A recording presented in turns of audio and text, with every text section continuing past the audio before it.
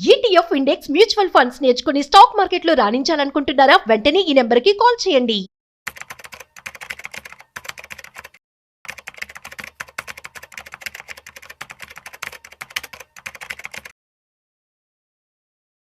మీకు credit card bill 3 lakhs rupees ఉంది. At the same time మీ చేతిలో 3 లక్షల రూపాయలు ఉన్నాయి. మరి ఇటువంటి సమయంలో క్రెడిట్ కార్డ్ బిల్ కట్టాలా, లేదంటే ఫ్యూచర్ ప్లాన్ కోసం ఇన్వెస్ట్మెంట్ చేయాలా? చాలా మంది చేస్తున్న మిస్టేక్ ఏంటంటే క్రెడిట్ కార్డ్లో మినిమం బ్యాలెన్స్ కట్టేస్తూ at the same time SIP కూడా కడుతూ ఉన్నారనమాట. అసలు ఇలా చేయొచ్చా, చేయకూడదా? ఎలా అసలు మీరు మీ యొక్క ఇన్వెస్ట్మెంట్ ప్లాన్ చేసుకోవాలి? దీనికి సంబంధించి ఇవాళ మనతో చెప్పడానికి certified financial planner Madhavi Reddy గారు ఉన్నారు. సో తన మాటలో మరింత సమాచారం అడిగి తెలుసుకుందాం. హాయ్, హలో, నమస్తే, వెల్కమ్ టు సుమన్ టీవీ. నేను మీ Rajeev Pasupuleti. So let's start. So hi ma'am, నమస్తే. నమస్తే అండి. Yeah ma'am. సో ఇదే ఎగ్జాంపుల్ 3 లక్షలు ఉన్నాయి.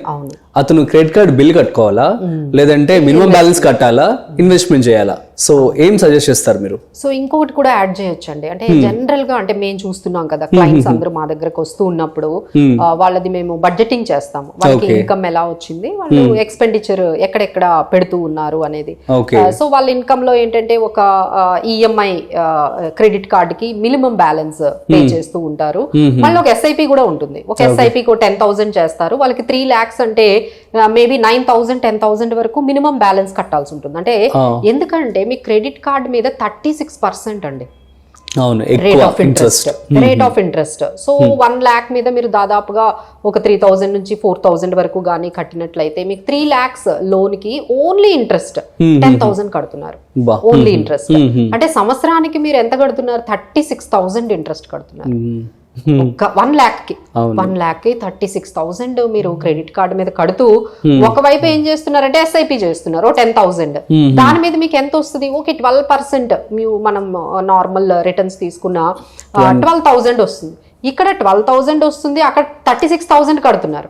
సో దానివల్ల మీకు ఇంకా 14,000 24,000 వరకు మీకు లాస్ అయ్యి మీకు కనిపిస్తుందండి. సో ఇలాంటివి లేకపోతే కొంతమంది ఎట్లా ఉంటారంటే, మేడం నా దగ్గర ఒక 1 lakh ఉంది, 2 lakhs ఉంది, ఇన్వెస్ట్ చేయమంటారా అంటే, సార్ ముందు క్రెడిట్ కార్డ్ బిల్లు కట్టండి. ఎందుకంటే క్రెడిట్ కార్డ్ మీద మీకు ఇక్కడ మార్కెట్ లో ఇయర్ రిటర్న్స్ రాకపోవచ్చు. మనం ఈ ఇయర్స్ మనం మీరు చూసుకున్నట్లయితే జూలై లాస్ట్ ఇయర్ 2024 లో మార్కెట్ ఎక్కడుందో ఇప్పుడు 2025 జూలైకి అక్కడే ఉందండి. సేమ్ అక్కడే 24,000 అరౌండ్ 700 600 దగ్గరే ఉంది. లాస్ట్ ఇయర్ 24 లో ఎంత ఉందో నిఫ్టీ ఇప్పుడు 25 జూలైలో కూడా అంతే ఉంది.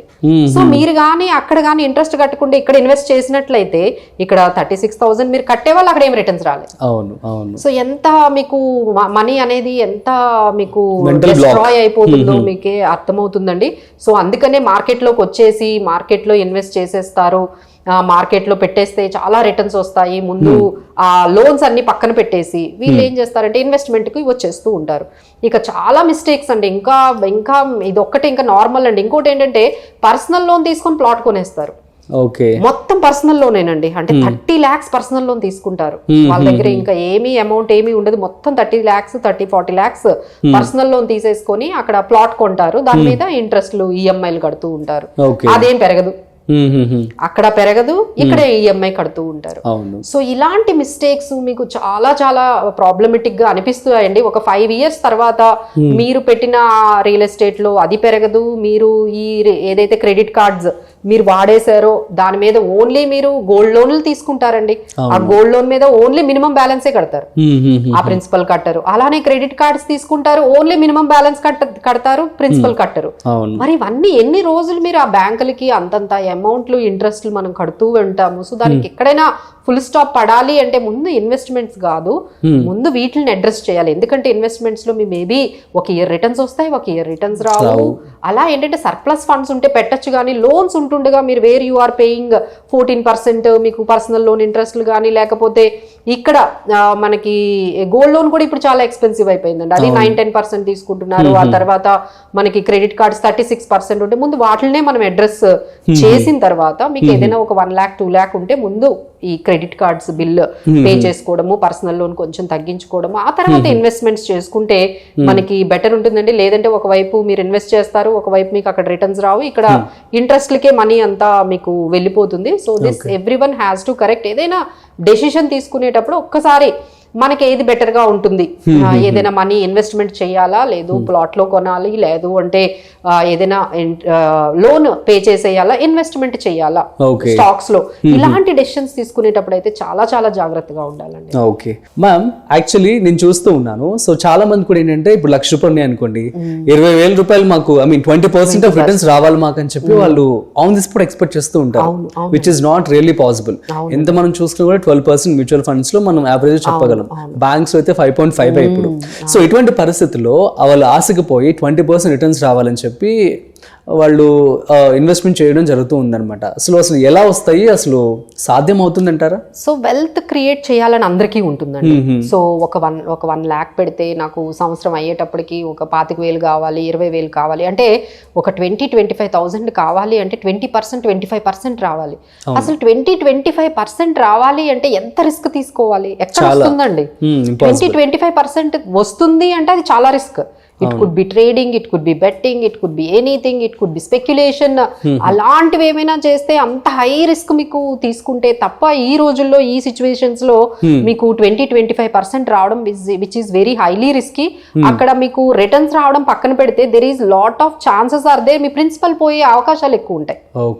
అక్కడ రిటర్న్స్ పక్కన పెట్టండి, మీరు ఓన్లీ రిటర్న్స్ నే చేజ్ చేస్తున్నారు, రిస్క్ లో పెట్టేస్తున్నారు. మీకున్న 1 lakh ని రిస్క్ లో పెట్టేసి, ఎందుకంటే యూ వాంట్ 20%, 25%. అంటే మీకు ఎవ్రీ ఇయర్ 20,000, 25,000 దాని మీద రిటర్న్స్ కావాలి అనే ఉద్దేశంతో మీరు అలాంటివి చేస్తూ ఉన్నారండి. దానికన్నా ఏంటంటే మీరు ఇలా రిటర్న్స్ చేసుకోకుండా కొంచెం సేవింగ్స్, ఇన్వెస్ట్మెంట్స్ ఇంక్రీజ్ చేసుకోవాలి. జస్ట్ ఎగ్జాంపుల్ ఇదే 20,000 కావాలి అనుకోండి, మీరు 2 lakhs ఇన్వెస్ట్ చేయండి. 2 lakhs మీద మీకు 10% అంటే which is not having much risk. 10% అనేది మనకి చక్కగా బ్యాలెన్స్డ్ అడ్వాంటేజెస్ ఫండ్స్ కానీ డెట్ ఫండ్స్ కూడా ఇప్పుడు మనకి 10% ఇస్తున్నాయి. ఇటువంటి రిస్క్ లేకుండా హ్యాపీగా మీకు ఆ 20,000 వస్తాయి. సో అక్కడ ప్రిన్సిపల్ మీకు సేవ్ అవుతుంది, అలానే మీకు ఎవ్రీ ఇయర్ మీరు అనుకున్న టార్గెట్ నాకు 20,000 కావాలి అన్నది సేవ్ అవుతుంది. మీరు జస్ట్ ఏంటంటే సేవింగ్స్, ఇన్వెస్ట్మెంట్స్ ఇంక్రీజ్ చేసుకోవడం మీద పెట్టడం కానీ మీరు ఇలా ఏవైతే రిటర్న్స్ ని చేజ్ చేయడం అనేది కానీ స్టార్ట్ చేసి, చాలా మంది ఇదేనండి రిటర్న్స్ ని చేజ్ చేయడంలోనే ఎక్కువగా మనీ అనేది పోగొట్టుకుంటున్నారు. ఈ ట్రేడింగ్ లోకి వాటిల్లోకి వెళ్ళిపోయి బెట్టింగ్ లో వీటిల్లో ఏంటంటే వాళ్ళు ఇదే చెప్తారు కదా, మీకు 5 days లో లేకపోతే 5 months లోనో ఇంత అమౌంట్ అయిపోతుందని. సో ఆ చేజ్ చేయడం కన్నా మనం ఇలా డిసిప్లిన్డ్ గా సిస్టమాటిక్ గా మన ప్రిన్సిపల్ ని కూడా సేవ్ చేసుకుంటే మంచిదండి. సో అదే దురాశ దుఃఖానికి చేటు అంటాం కదా. సో అదే విధంగా మీరు మరి ₹1,00,000 పెట్టి 20% ఆఫ్ ఇంట్రెస్ట్ కనుక మీకు రావాలి దాని మీద అనుకున్నట్లయితే సో ఇంపాసిబుల్ కాబట్టి సేవింగ్స్ మీరు కొంచెం ఎక్కువ కనుక పెట్టుకున్నట్లయితే సో దట్ అది మీకు బాగా రిటర్న్స్ ఇచ్చే ఛాన్స్ ఉంటుందని చెప్పి మాధవిరెడ్డి గారు చెప్పడం జరిగింది. Super ma'am, thank you so much. So guys, ఇది మీ అందరికీ అర్థమైంది కదా. సో మరి ఎప్పుడైతే క్రెడిట్ కార్డ్స్ ఉన్నాయో వీటిని ఫస్ట్, క్రెడిట్ కార్డ్స్ అనే కాదు అప్పులు ఏవైతే ఉన్నాయో వాటిని ముందుగా క్లియర్ చేసుకుని తర్వాత మీరు పెట్టుబడి పెట్టుకుంటే బెటర్ అని చెప్పి సో మాధవిరెడ్డి గారు చెప్పడం జరుగుతుంది. That's it. సో మరొక ఇంట్రెస్టింగ్ కాంటెంట్తో మళ్ళీ కలుద్దాం. అంతవరకు చూస్తూనే ఉండండి సుమన్ టీవీ.